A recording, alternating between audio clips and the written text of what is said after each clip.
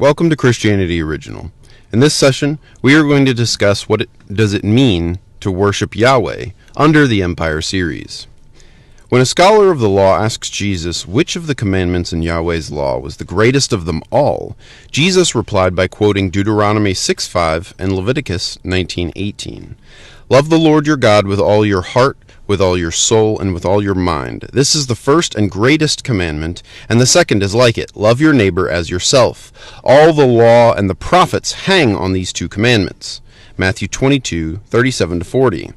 In succinctly summarizing the message that Yahweh delivers to the people through his law and the prophets into the two greatest commandments, Jesus shows how the worship of Yahweh is intricately tied to loving your fellow human being.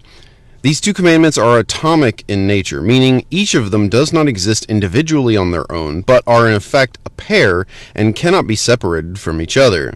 As Jesus puts it so clearly, the first greatest commandment from Yahweh to his people is for them to love him with all their being, but an equally great second commandment, and the second is like it, is for them to love their neighbor as their own selves. There is simply no way someone can show loyalty to Yahweh without showing love to their fellow humans on the planet. If someone claims to love Yahweh but does not show love for his neighbor, then that person's claim is void. And everything in the law and the prophets points to this beautiful truth. Love your neighbor as yourself. Yahweh and Jesus have to explicitly train the people in this principle, because Yahweh's demand for his followers to love your neighbor as themselves in order to show their loyalty to him is in diametric opposition to how the rulers of man-made empires demand allegiance from their subjects. In the case of the trial of the manna during Moses' times, the Israelites have just been brought out of Egypt under the Egyptian Empire under the Pharaoh, where loyalty to the ruler simply meant being indentured servitude to him and his cronies.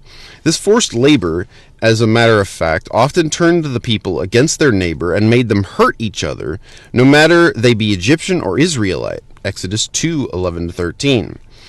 In the case of the feeding of the multitude during Jesus' times, the Israelites are still under the Roman Empire, where loyalty to Caesar simply meant laboring their lives away to pay the exorbitant taxes that kept Rome and its system of client kings happy. This too set people against each other, tax collectors versus taxpayers, the elite versus the poor, Roman citizen versus the alien. But when you follow Yahweh, and when you do love your neighbor as your own self, you do not hoard things selfishly. You take only what you need and refrain from greed. You always share with your neighbor, even when what you have is very little. This is what Jesus teaches his disciples in the wilderness during the feeding of the multitude. This is what Yahweh shows to the Israelites in the wilderness during the trial of manna. Thank you for listening. If you enjoyed it, please like and subscribe, and head over to ChristianityOriginal.com for more content. Link in the description.